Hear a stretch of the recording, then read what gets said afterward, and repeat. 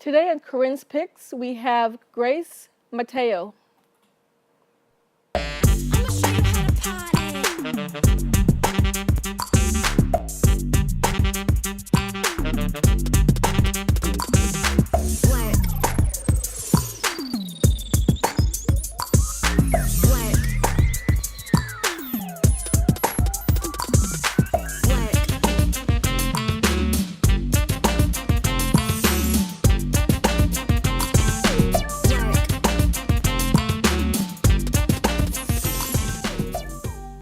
Today on Corinne's Picks, we have Grace Mateo. She is a magnificent artist. I am so glad to finally have you here. We've known each other for years. I particularly wanted to have you on the show because you just thrill me every time I see your work. You push the envelope. You take risk. You absolutely go there where many artists are afraid to go. You take so many chances with your work. I try. Tell us a little bit about what are you doing with your work? What motivates you? Tell the audience who you are. Well, I am Brooklyn-born, based artist. I grew up with so many different kinds of people. My parents are very different people. My father's from Puerto Rico, and my mother is from upstate New York. They're very much hot and cold people. So it's always been these big dynamics in my life. And I think I'm sort of the big explosion between them. And it fuels a lot of my work. So I'm not afraid to talk about my size and talk about beauty standards, talk about gender, my own gender, ideas of witchcraft and other things, so I'm very much just not a quiet person, we'll say that. Most people would be angry for being, barred from like Facebook or Instagram.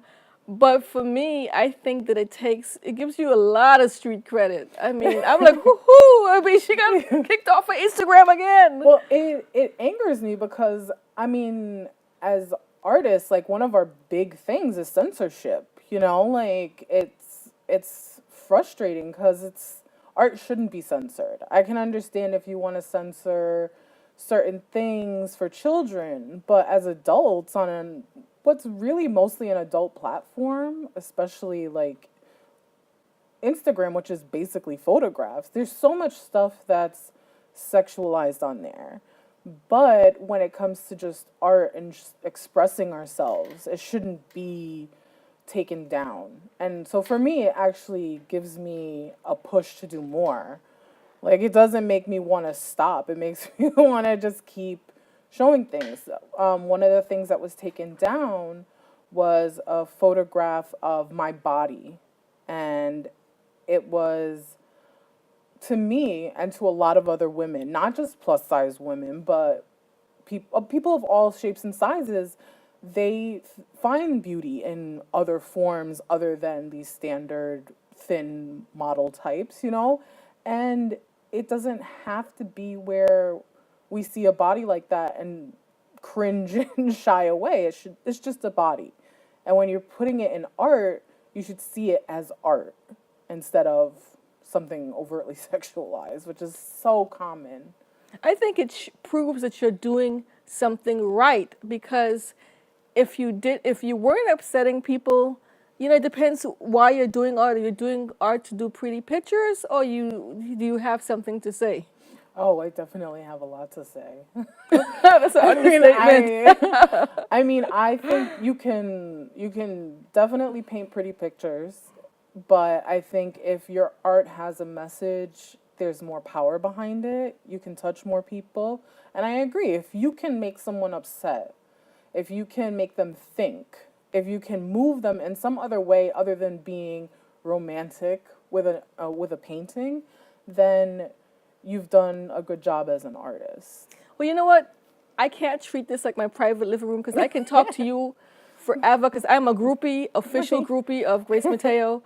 So I want to be quiet and I want you to really get into some of these images that Okay. that we have of yours, and then we could talk some more at the end. Okay, great. Okay, so we'll see some of your images. Okay, this is from a series that I started in 2012. This is actually from 2013, but this was from the sketchbook project, and I decided to work on images of homeless children sleeping. And the series was called As I Lay Me Down to Sleep. And it it really began when I was doing research on LGBTQ children and young adults who were homeless. And I just was flooded with images of homeless children in general. And it sort of became a separation of gender politics and just ideas of safety. And so I wanted to illustrate these images, and I started to go further with it by adding images of what these children must be dreaming of. You know, I would do little drawings of like families and houses to sort of emphasize the desires that these children really need and have, you know. And What's the name of this particular piece you said? well, it was As I Lay Me Down to Sleep. Okay. I never really titled each one individually, but the okay. series It's as a whole. it's a series. Yeah. Okay. All right, I understand. So yeah, that was one of the larger ones. I did small scale and then moved to large size watercolors, which was a challenge for me. How large are some of these images? These were like 30 by 40, and some of them Wow. went larger because Wow. they actually became wheat pasted street art pieces. So some of them were probably like up to 60 inches long. You know, they got pretty big, and then it included like doing some painting around it and spray painting along with it.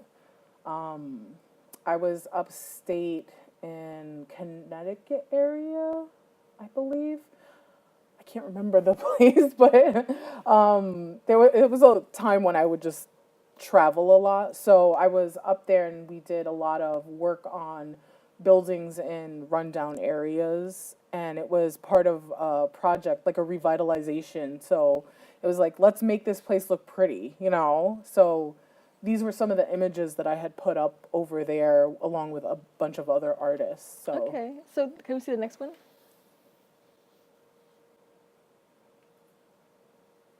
this was another one. This is actually based on a photograph of street urchins. So it was one of my favorites to work on because that's when I decided to do a more saintly sort of image with the haloed backgrounds around their heads. I think, although I'm not very like Christian based, the ideas that are there and like the imagery mostly, you know, have had a huge impact on my life. So I wanted to express that sort of innocence that's there with these children. And this was also part of that larger scale series.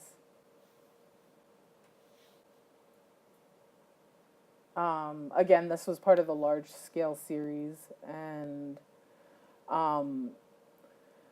I had added the drips mostly for just aesthetic, but I kind of felt like it was something else. It's like a sort of raising up, you know. It's again that like unearthly, this sort of grander thing that's going on, and sort of expressing the innocence and how just like children shouldn't be in these situations. It's so frustrating to see that. And I wanted people to be like, oh, this is pretty, but it's also a challenging image to look at. And to see the divinity within children. I mean, the Yes. children are divine. Yes. You know, you need to definitely. see the God within a child. I don't care what religion you're in. You have to see the divine Oh, within definitely. the spirit. Yes.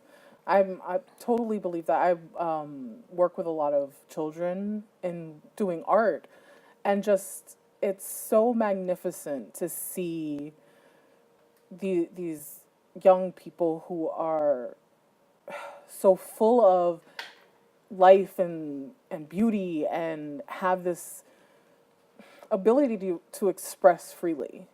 And it's something that as we get older we lose. We're pushed into these boxes really.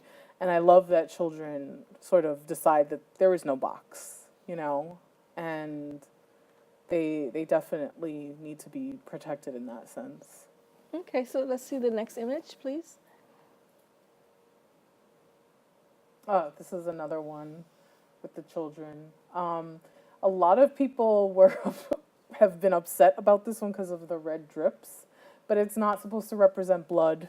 It really isn't. But I mean, I definitely understand how it can. But it's supposed to make you think about things. So if you see that, then maybe you should evaluate things and what you do for others and how you see children in situations. Well, these children are in harm's way and are at risk. So Yeah. even if it was blood, it would be a successful painting. Yeah. Thank you. Again, it's another one from the same series. Yeah.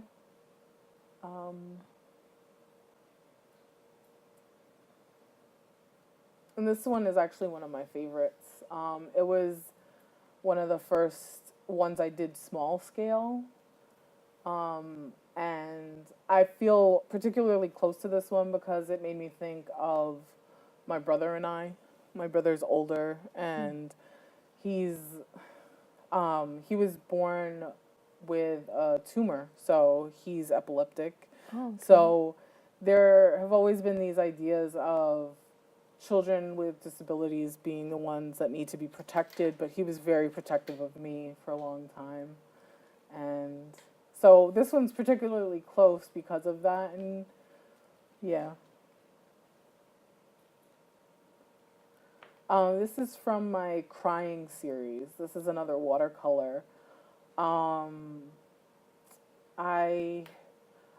feel like I was in a very dark place at the time that I felt the need to express like these sort of forlorn situations, but this was of a mother who had lost one of her children, and I felt like that pain of loss is on such a larger scale. It's such a sort of galactic thing, you know, to lose a piece of yourself. Like when my father passed, it was, if I described it as feeling like part of me being ripped away on a like a molecular level. It just, so when I did this series, it felt like that pain had to do with more. So that's why I painted the sort of cosmos in the background.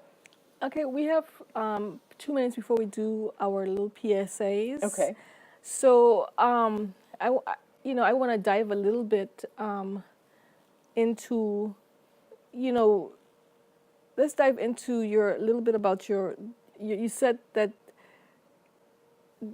people would assume that these are Judeo-Christian images, but tell me about a little bit about your own spirituality. Well, I practice witchcraft, but as a cross between what I know from my mother's side, the European side, but also from my father's side, which is Puerto Rican. So it's there's mixes of Santeria in there, but I haven't gone through any of the what's the word? Through any of the Initiations? Yes, thank you. Any of the initiations, but on either side. I guess that it's a very eclectic way of going about religion. Some people don't feel that that's the right way, but I think the one thing about witchcraft is that it's very open to interpretation for the individual. But you are eclectic yourself because you have the Irish heritage, right? Which would The be Welsh heritage. Oh, you're Welsh. Yeah. But it would still be the Druids. Yeah, right? exactly. You have probably Taino, Yes. which is another realm, and then you have the Africans. So it would make sense all these three people who have deep spiritual traditions. I mean, it might be taboo if you're Catholic or Christian to dive into it, but I think that it's an insult to all these three people to assume that what they were doing is less than Oh, yeah. than anybody else. Yeah, no, it's definitely, I feel like the old world ways are the most important ways of doing things. And I feel that when people who are Christian and Catholic and so on get upset with these other things, you forget that these other religions, these other ways of living were long before these things came about. You know, Christianity didn't come until after a lot of these things. Santeria is a mix of the Yoruba and the Catholic. So it's like you have to remember that there are other things that came before, and these are just as important, if not more important. So I like to look back as far as possible. I love digging into my family history and seeing what's there and how it can inform me and my decisions and how I can feel a spiritual connection. Because I didn't grow up believing in God, and not because my parents were atheists or anything. My mother was Protestant, my father was Catholic, and it was just not a thing in the family. You know, we didn't discuss, we didn't go to church, none of that. So for me, I felt like it wasn't that there was a lack of spirituality, but I just felt like I had to find something to reconcile things. So I found that between science and witchcraft. Okay, so when we come back, I'd like to continue this conversation a little bit more. Okay. Go in deeper. Okay. But let's do our little PSA and then we'll get into it again. Okay.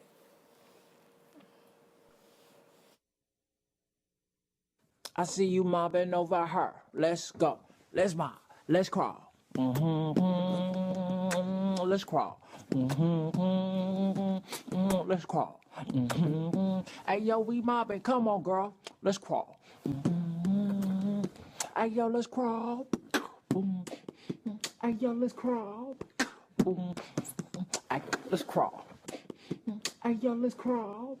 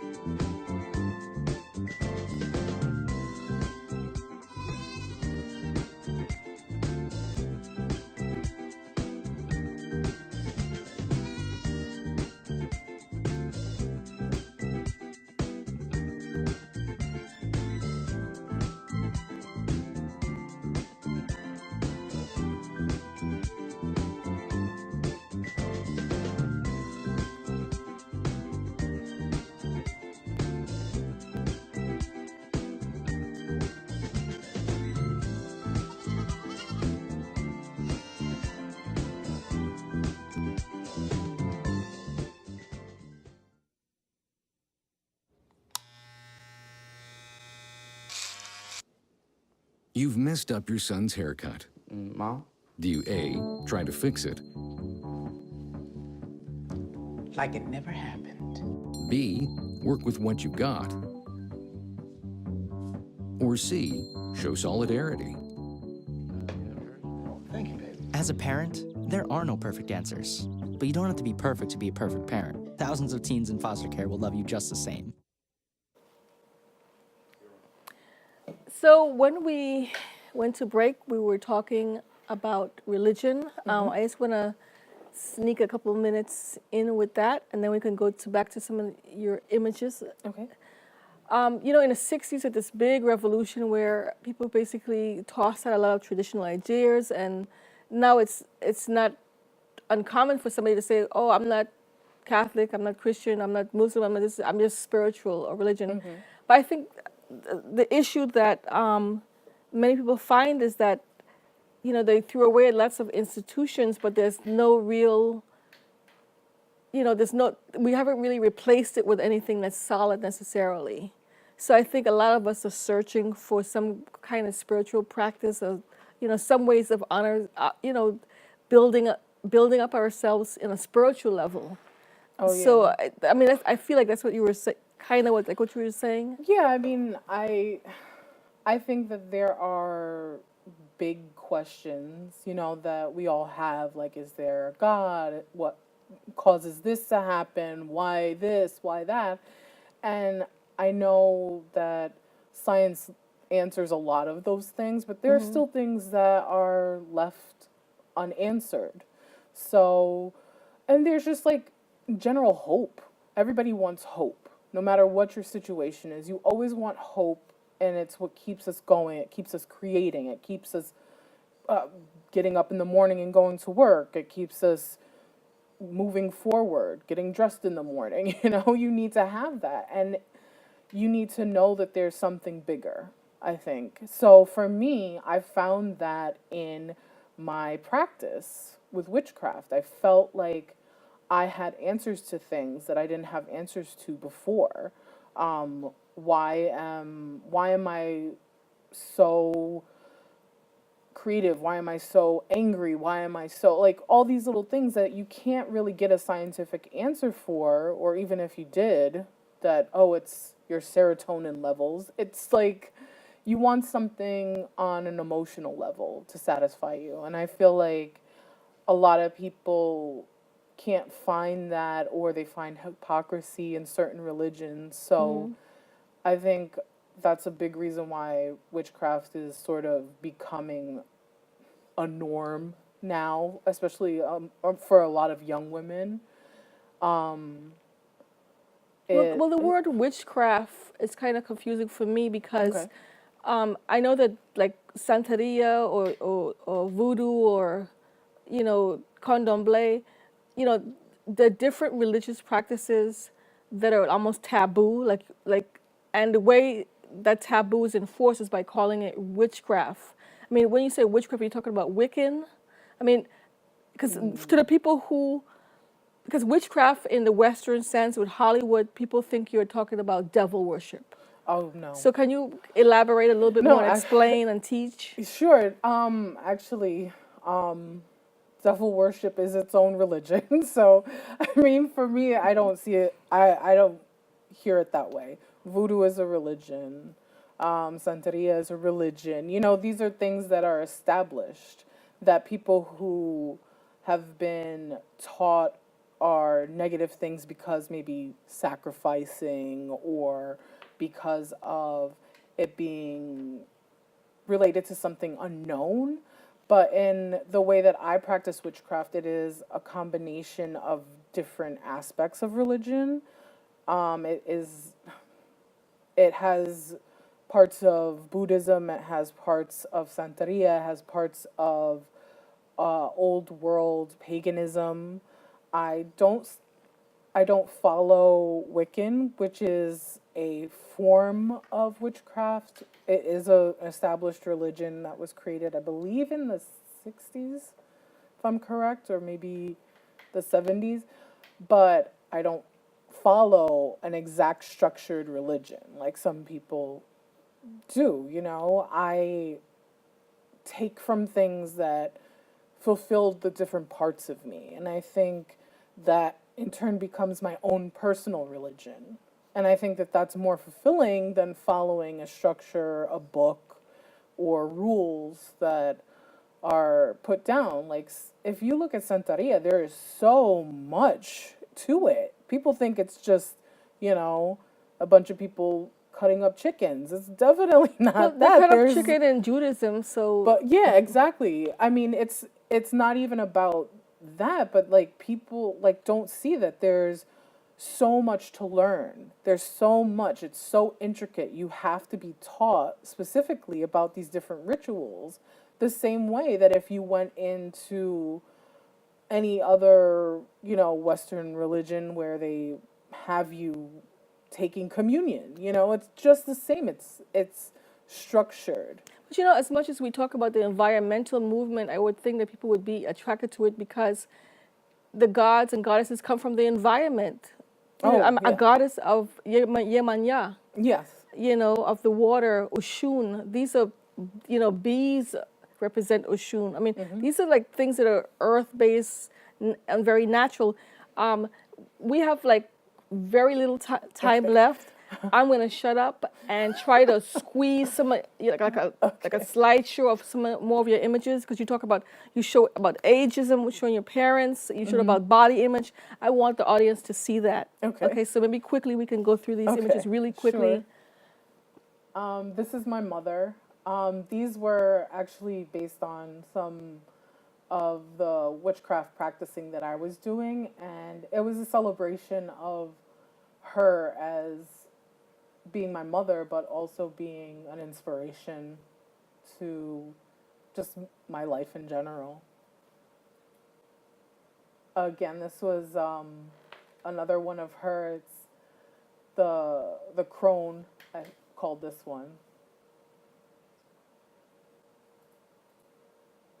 This one is of my parents. This was towards the end of my father's life. This was a big deal for me because he had they both came to live with me, so I took care of them. But I wanted to celebrate them and their beauty as elders. I think that was so important. We forget how important our elders are and what they can teach us and just seeing them in general. So many people want to just sort of brush older people away, and I'm completely against that. So I wanted to highlight their beauty, but also their importance. This is my father. I stylized him this way because I wanted to invoke this idea of his heritage, and I felt like it was important to show him in sort of a Ethnic? king, Yeah, king and ethnic, and just evoke ideas of African descent. So that was a big part of that one. That's another favorite of mine.